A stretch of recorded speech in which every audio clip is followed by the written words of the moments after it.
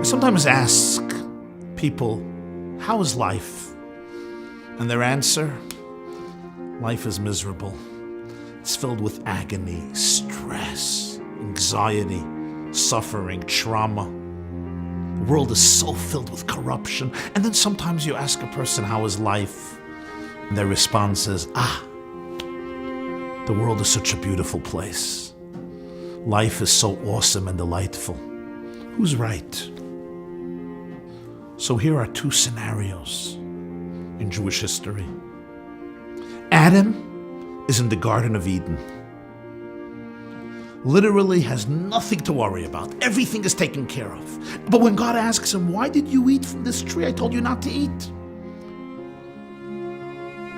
He blames it on his wife. And as the sages say, he expressed how miserable he has become as a result of the spouse that God has given to him for a relationship, for camaraderie. But if you would ask Adam how was life, he would say, horrible. Look what she did to me. There were Jews in the concentration camps who would wake up in the morning. They had nothing. They were skeletons. They had no family.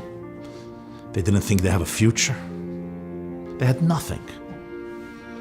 And yet, they would say the birchas hashachar, the blessings we make in the morning, for the fact that we're alive, for the fact that my soul was given back to me for another day, for the fact that I could see, I can hear, I can walk.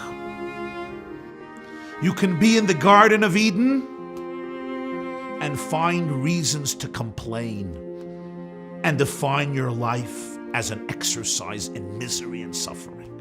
And a person could be in the opposite extreme, in a death camp, and find something to be grateful for.